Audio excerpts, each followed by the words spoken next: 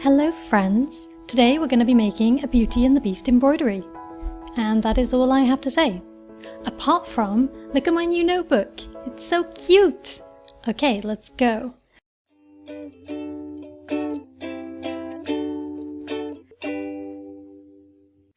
For this project you'll need some material, probably in a pale colour, but it's up to you. And it helps if it's pretty thin material, a thin cotton, something like that. Then you'll need a photo frame of your choice. You'll need some scrap paper and a pencil and probably a pen as well. Then you'll need a plastic container that roughly covers the size of your photo frame. So if you're using a large frame then you might want like an ice cream tub, but mine is a mini one, so I'm going to be using this spread container. You'll need some scissors, and if you have fabric scissors then those will come in handy as well.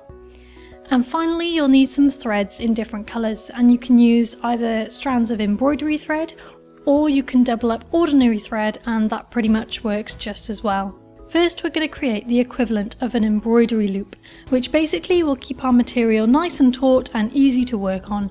So I'm taking my pot and some scissors, not my fabric scissors because that would not be a happy time, and I'm going to cut out the middle of the lid of the container. And then I'll be left with a loop like this.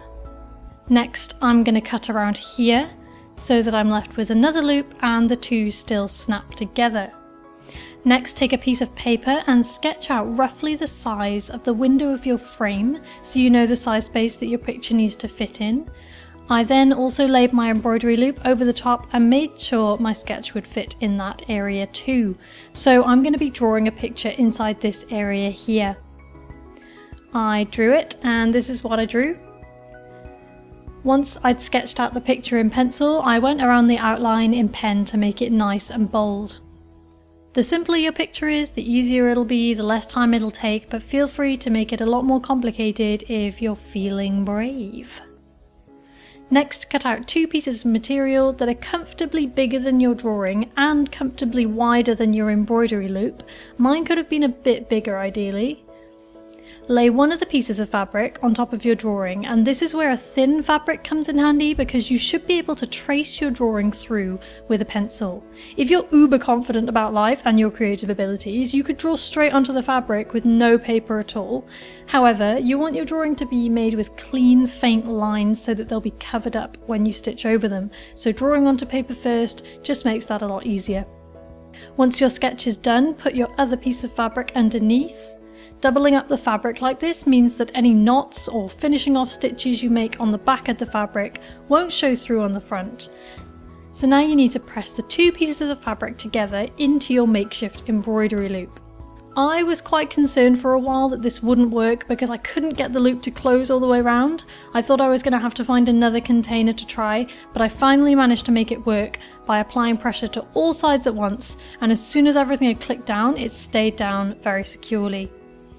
As you can see, there's a slight ripple in the fabric on the left, but there's no way I was going to risk taking it apart again, so as long as the part where your picture is nice and taut, you'll be fine.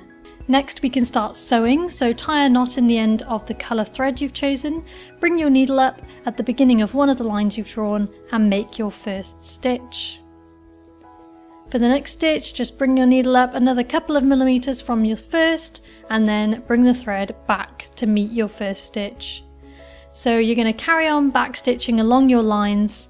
Your stitches will need to be particularly small around the more detailed areas. So for example, this circular glass detail here, the stitches are very small to make that nice round curve.